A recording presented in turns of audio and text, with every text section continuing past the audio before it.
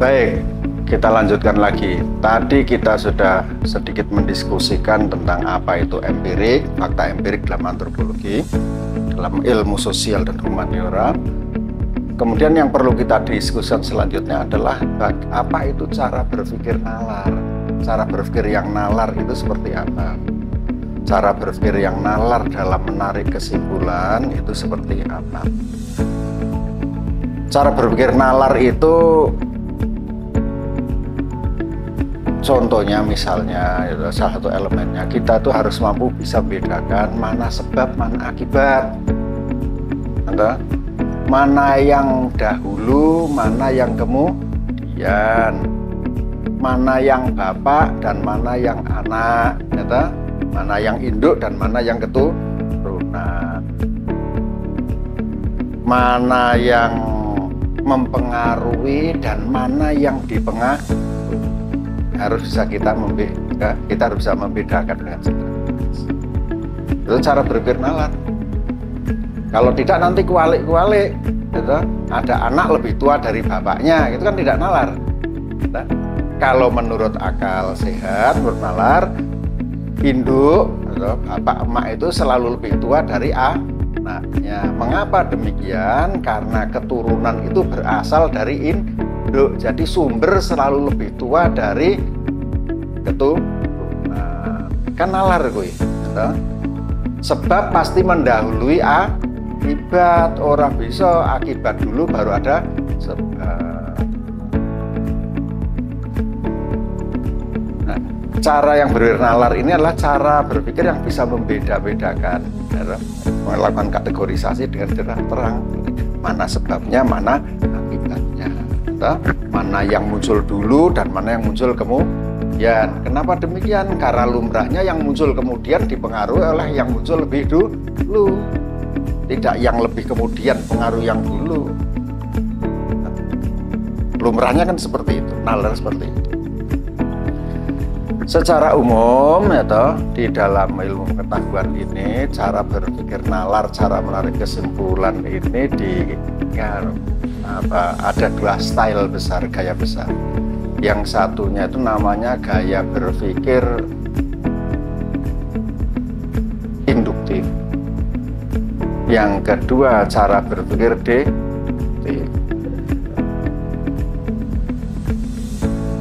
Di dalam prinsip dalam istilah yang lebih umum lagi, cara berpikir ini ditunjukkan misalnya dalam prinsip berpikir silogisma,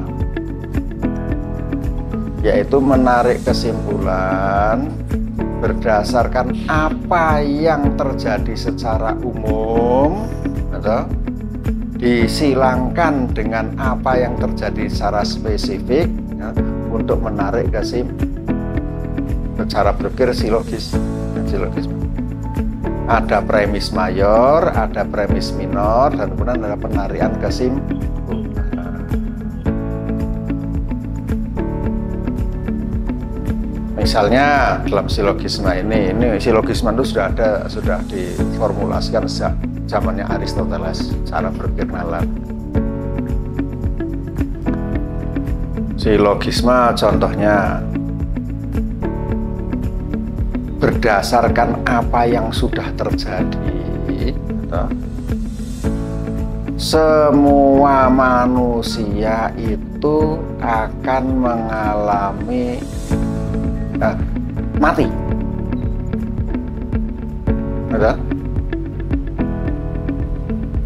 Ini berdasar apa yang biasa terjadi dan sudah terjadi di mana-mana, sudah umum.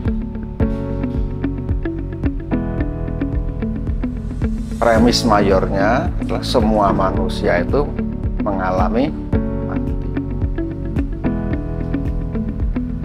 Premis minornya itu puja ini manusia.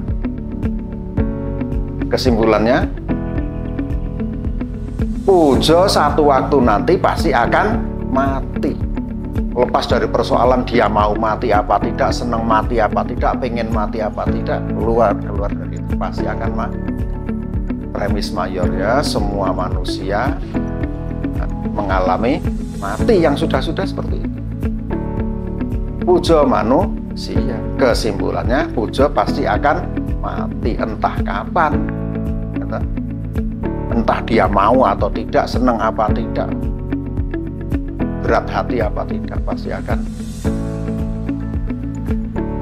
Jadi cara berpikir silogisme itu adalah dengan menempatkan satu premis mayor dulu, pola yang umum terjadi, kemudian menempatkan premis minor, dan kemudian mencoba menarik hubungan, menyimpulkan. Premis itu apa? Premis itu adalah pernyataan mengenai sesuatu hal yang kita mengerti atau kita anggap kita mengerti. Ini biasanya ada yang besar, pola umumnya seperti itu, dan ada yang spesifik, pola kita seperti itu. Nalar tadi, silogisme itu, cara berpikir nalar. Jadi kalau kemudian kalian mendengar cerita ada orang yang tidak mati-mati, dari umurnya sampai ribuan tahun belum mati-mati, ya ini menurut cara berpikir ilmiah seperti ini ya tidak mungkin.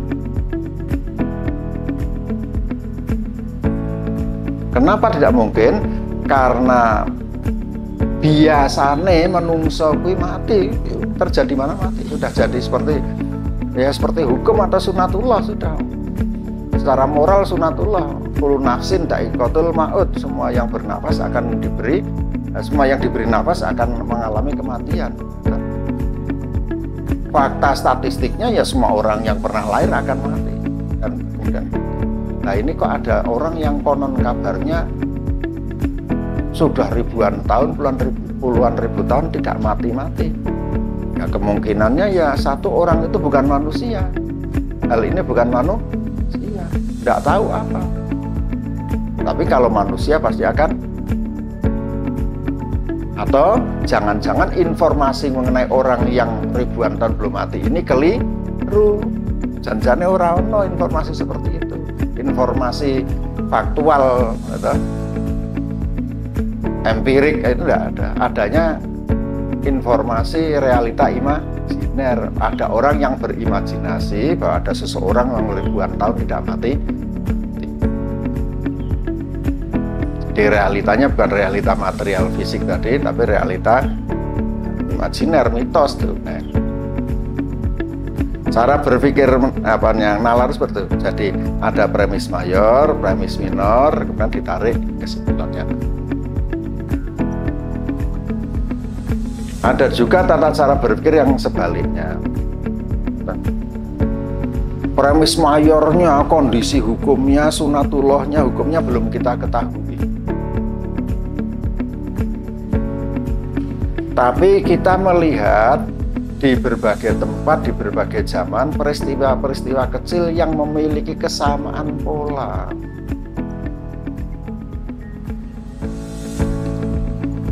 Di suku A, orang itu pada menikah. Di suku B yang jauh tempatnya orang juga menikah. Di suku C yang jauh terpisah jauh juga menikah. Di suku D menikah. Dulu orang menikah, dulunya lagi ada catatan orang menikah. Oh berarti pola umumnya ya, dari fakta-fakta kecil tadi kita bisa menarik kesimpulan. Oh berarti pola umumnya itu kebanyakan manusia, bukan semua manusia, akan mengalami atau melakukan proses pernikahan. Pola umumnya seperti itu. Dan ketika ada orang yang tidak menikah, itu, maka orang sekitarnya mengatakan ini tidak biasa, luar biasa. Akibatnya bisa sering jadi omongan, itu. Omongannya bisa negatif, dianggap menyimpang negatif, tapi juga bisa dianggap menyimpang positif. Contohnya Romo Pastor, itu orang menikah, kan orang dirasani mengalami penyimpangan apa? Ibu suster tidak dilabeli katakanlah perawan tua atau tidak laku kawin, tidak, tapi dilabeli sebagai orang yang mau mendedikasikan hidupnya untuk melayani umat atas sebagai pengabdian pada kasus bisu atau pemimpin ritual di Sulawesi Selatan tidak menikah. Jadi ada dua pola berpikir besar yang nalar dalam antropologi humaniora ini, cara berpikir yang induktif tadi, atau pola umumnya apa, kejadian spesifiknya apa, lantas kesimpulannya bagaimana. Atau pula sebaliknya kita mengumpulkan pola-pola yang kecil, peristiwa-peristiwa kecil, kesamaan pola, lantas kita menarik, oh kalau begitu kesimpulannya seperti ini, besarnya seperti ini.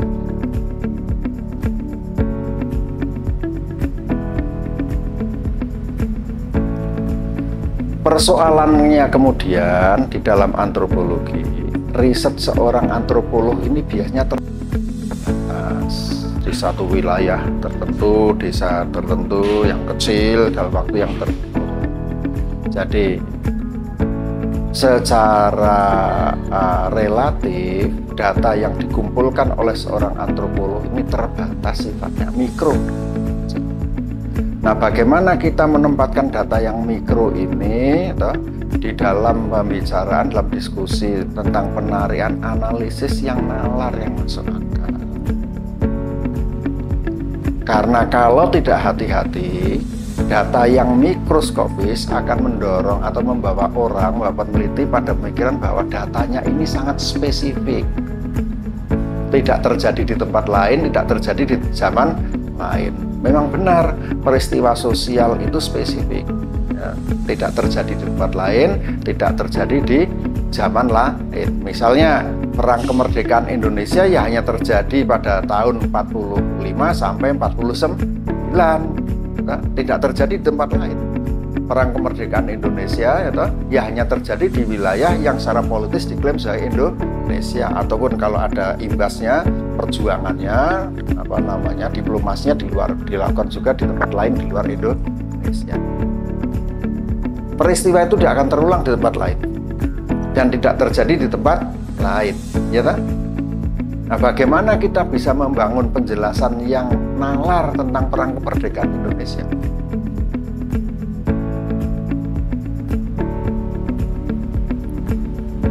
Jawaban para antropolog adalah benar bahwa peristiwa sosial itu spesifik sifatnya. Atau kejadiannya dia akan terulang di tempat lain, di zaman lain. Tetapi peristiwa sosial tersebut tidak acak, tidak random.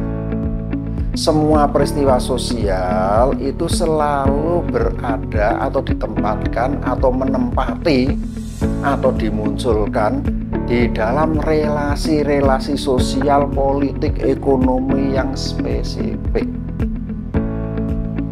Sehingga walaupun peristiwanya itu tidak terulang di tempat lain, di zaman lain, tetapi dengan mengenali relasi-relasi sosial, relasi-relasi politik, relasi-relasi ekonomi yang memunculkan peristiwa itu, kita bisa membangun penjelasan yang lebih sifatnya lebih berlaku.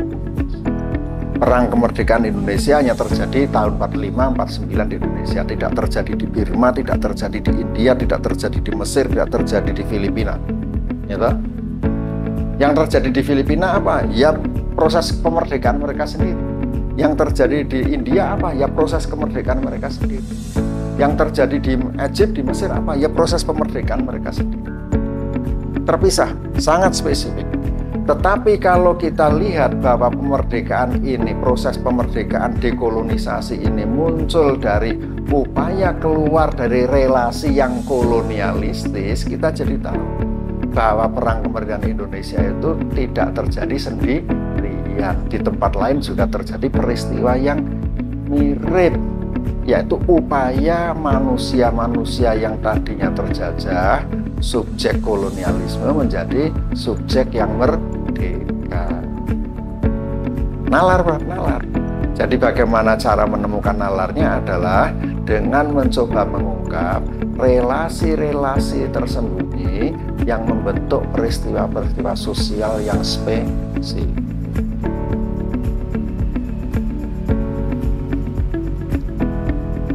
Dengan cara seperti ini, orang sering mengatakan bahwa studi etnografi itu ya studi di tempat kecil, tapi menjadi jendela untuk melihat dunia yang lebih besar, untuk memahami kehidupan yang lebih luas. Jadi Saya review lagi, tadi kita sudah tahu diskusi tentang bagaimana prinsip kerja antropologi, yaitu menjawab pertanyaan berdasarkan data yang empirik, mengikuti cara berpikir nalar. Yang empirik dalam antropologi itu seperti apa? Ada yang empirik secara material, empirik secara sosial, dan ada empirik dalam realita imajiner. Dan menarik kesimpulan tata cara berpikir yang nalar itu seperti apa sudah kita diskusikan juga. Tata cara berpikir deduktif, tata cara berpikir induktif, dan tata cara mengungkap struktur-struktur yang tersembunyi untuk bisa mengenali konsekuensi dari struktur tersebut di dalam peristiwa-peristiwa sosial. Kita selesai sampai di sini dulu.